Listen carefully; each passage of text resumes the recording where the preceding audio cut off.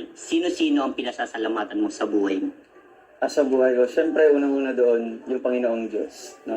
Kasi hindi naman tayo magiging ganito, wala tayo sa kinatatayuan ko ngayon kung wala ang Panginoong Diyos, no?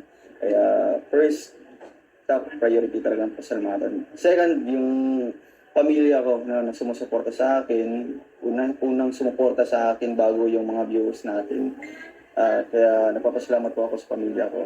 Third, sila Kuya Bal, no? Kuya Bal, Kalingap Rob, Ate Edna Vlogs, and the Kalingap community or Kalingap family. Kasi nga, di po din ako magiging Roel of Malala kung di dahil kay Kuya Bal, at di pa mabubuang Rochelle kung di dahil sa iyo, bro, no? At kay Kalingap Rob. Kaya nagpapasalamat po ako. Lastly, sa ating mga solid viewers, wala din pong saysa yung ating mga upload or walang buhay yung channel natin kung wala dong manonood. Kaya lahat, no, konektado. Lahat thankful po ako. Rachel, sino-sino ang pinasasalamatan mo sa buhay mo? Siyempre po, unang-una si God. Kasi kung hindi po dahil kay God, hindi rin po tayo mapupunta sa ganito. Kasi nakaplano po. Tapos, siyempre nagpapasalamat din po ako sa sa pamilya ko. Katulad nga po ng sinabi ni Roel. Tapos sila Kuya Bal po, sila Kalingap Rob po. Tapos kayo po, siyempre. Kasi na-scout niyo po kami, nagkaroon kami ng ganito. At napunta po kami sa ganitong pamumuhay din po.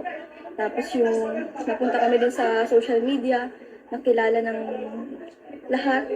Tapos, syempre po, sa mga solid supporters po na sumusubaybay sa amin. Tapos, yun po, lahat na po. Lahat po, pinapasalamatan ko. Okay. Sa'yo naman, Roel, gaano ka-importante sa buhay mo ang pagbablog? Pagbablog. Pagbablog. Malaking bagay talaga sa akin. Kasi nga, dito kumukuha ng yung pang source of daily living. Kasi nga, kano ko talaga noon, yun, i-pursue ko yung pag-aaral ko. And masaya naman ako kasi nakapagtapos ako. And then, dumating itong ganitong opportunity, yung pag-vlog. And alam ko na talagang may potential dito, no? Yung makakita ka talaga na makakatulong ka sa pamilya mo. At the same time, makakatulong ka sa mga nangangailangan. Kaya malaking impact sa buhay ko, ang ganitong pagbablog. Basta tuloy mo lang. Tuloy-tuloy lang, syempre. Sipagan din, no? Yes. Wala namang trabahong madalian, walang instant na tama. trabaho.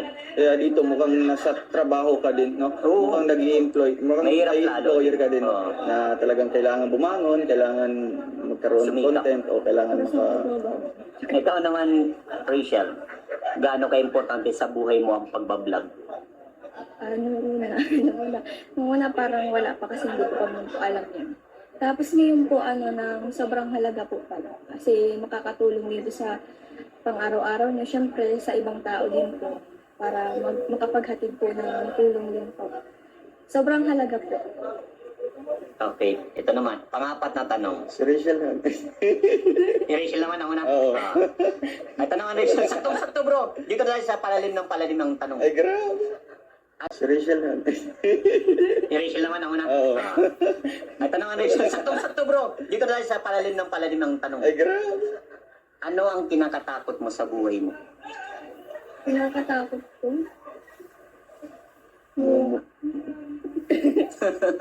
Yung yung magkamali. Pagkamali. Pero may mga tao talaga nagkakamali. Kasi, Siyempre po baga kapag halimbawa merong napangakuan mo tapos hindi mo nagawa, parang hindi na sunod yung gusto. parang doon ka natatakot. Natatakot po ako. Pero normally talaga sa isang tao, nagkakamali talaga. Pero doon ka matututo sa pagkakamaling mo. Kaya, di ba? So, ayun naman para sa'yo, bro. Para sa akin, saan ako, ano ang kinatakutan ko? Sa buhay. Siyempre sa buhay ko, yung unang-una doon, no? Mawala yung tiwala ng mga taong malapit sa akin, di ba? Kasi kung mawala yung tiwala nila sa akin, nawala na doon yung pagmamahal, nawawala na doon yung kanilang, yung mga pangako, yung hindi nila ako kapag pagkatiwalaan, di ba? Ang hirap nang ibalik ang tiwala. Tama. Kaya gusto ko, kahit paano, andun pa rin yung tiwala tiwala, no? Andun pa rin yung pagmamahal. Siyempre, papakita din natin through actions. Kaya, yan ang tinatapunan.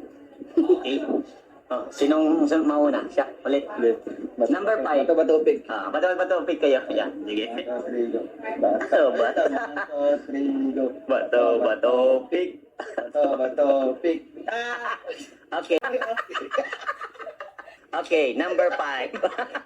Okay, number 5.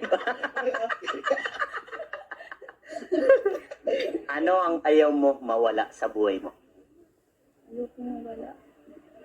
Ano po na, Perot ng perot ang tanong natin ha. siyempre po yung yung pamilya ko. Kami. Saka yung mga taong nasa paligid ko. Okay, ikaw bro. Ano ang ayaw mo na mawala sa buhay mo? Siyempre, yung pamilya ko. Yung mga malapit sa buhay ko. Yun din. Ay, di. Para sa akin, no, unang-una doon kasi nga dito ako nanggaling na sa pamilya ko. Yes. Ayaw ko talaga mawala, di ba? Yes. And second, yung mga taong nagmamahal sa akin, no? Isa na ito alam ko na minamahal niya ako. And syempre sa ating mga viewers, no? Yes. Ayaw ko talaga, as long as, no, kakayanin ko, talagang gagawin ko yung paraan para talagang hindi mawala yung tiwala nila Yes. or hindi nila ako makakalimutan. Okay, bato pick ulit. Mga 6 na tanong. 1, 2, 3. Ay, 1, 2, 3. Bato. Pick. Ay! Okay. Ito na. Pero, Paganda ng paganda ang tanong natin. Sino ang mga taong mahal mo sa buhay? unang-una doon. Yung mahal ko sa buhay. Yeah. Siyempre, una doon yung pamilya ko. No? Kasi, kaya nga nagsusumikap ako. Sumikap ako makapagtapos sa pag-aaral. Kasi mahal ko sila. No? Gusto ko ibalik. Hindi naman siya obliged or hindi naman mandatory na kailangan mong magbigay sa pamilya mo.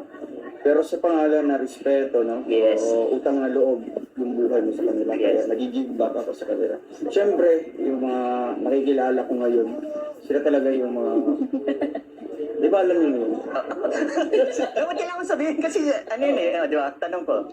Ano yun? Ano yung tanong? Sino ang mga taong mahal mo sa buhay? Ay, mahal ko sa Di ba pamilya? Sino pa? Pamilya. Kanina na Uy, ano siya natetensa siguro? Ano, palalim ng palalim eh. Kasi nga, ito alam ko to. Bro, nagpatalo kasi.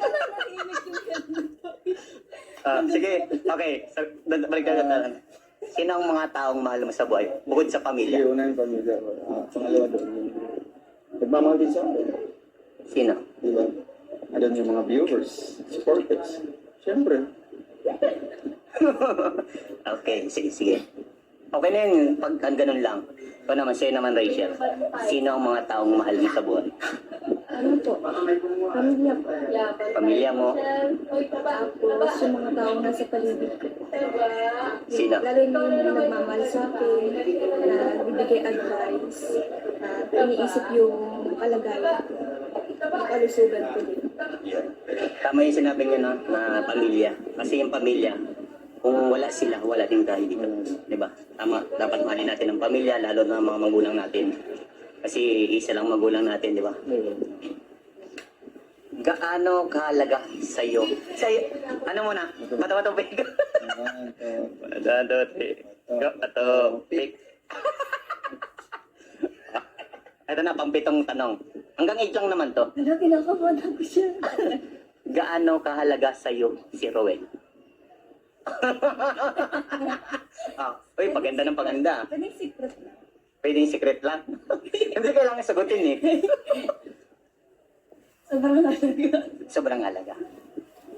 Paano mo ikukumpara? Sa anong bagay? Po, na parang sa pamilya ko po. Wow. Kasi pag pamilya, ibig sabihin, mahal na mahal mo yan. Mahalaga sa iyo ang pamilya mo. Ayoko po yung tipo, ayoko po na siyempre po, baga may sinusunod tayo sa pamilya natin. Oo. Na bawal mag-cheat. Bawal bawal mo itong gawin kasi rules to. Parang ayoko pong gawin yun. Ayoko pong magkamali. Tsaka ayoko pong masira yung tiwala. Okay. Bro, sa'yo, gaano kalaga sa'yo si Rachel?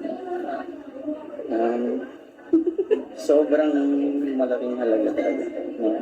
Kasi nga, sa dami-dami yung mga naminit na mga babae, talagang kay Rachel o yung humanga, yung ibang paghanga talaga, yung talagang hindi mo siya hinangaan dahil maganda. Talagang hinangaan ko siya dahil sa kanya panloob na ugali, di ba? Nakikita naman natin yan sa nakakahalubilo niya personally, di ba? Talaga kung ano siya sa vlog or sa mga videos. Ganon din siya natin totoong nakilala. Kaya malaking halaga. Siyempre, no, kung pinapahalagan ko si Rachel, dapat pahalagan ko din kung anong desisyon niya, kung ano yung priority niya. Kaya supportado ko siya doon. Wow. Thank you, ha. Ito, pinakalas. Bato ba topic? Last na to. Bato, pick. Paano ba yan? Ito na pinakamaganda. Dapat medyo mahaba ang ano. Paano mo ingatan si Rachel? Paano ko ingatan? Paano mo ingatan? Di ba para mo yung mga bagay na... Di ba? Oo. Paano? Para sa akin, no, mukhang baso. May baso dyan. Yes. Di ba, sa mga mall, may doon, walk slowly or handle it with care. Kasi nga, pag nabasag yun, charge sa'yo. Bukod sa, ano din, ganito kay Rachel din, talagang nawakan ko siya. It looks like a glass, di ba? Kung mabasag yun, mahirap na ibalik. Hindi na siya pwede na buuin ulit kasi nga may mga bakas na. Kaya pinapalagan ko siya na talagang pinaparamdam ko, na talagang totoo ako, committed ako, faithful ako. Talagang hindi naman siya through words lang. Gusto ko talagang mafe-feel niya from the heart. Wow. Ang sarap sa pagramdam nun, ha? Parang ako yung kinilig dun, ha? Ito na, Rachel. Last question para sa'yo. Paano mo ingatan si Rowell? Dapat medyo mahaba-habang word. Kasi last night, eh. Kaya, hindi man sige magaling kita. Ito naman, glass. Di ba naman? Di ba naman? Di ba naman? Baso.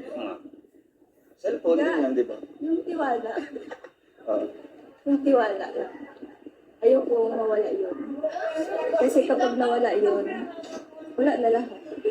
Hindi na may babalik yung dati. Yes. Yun na yun? Yun na yun.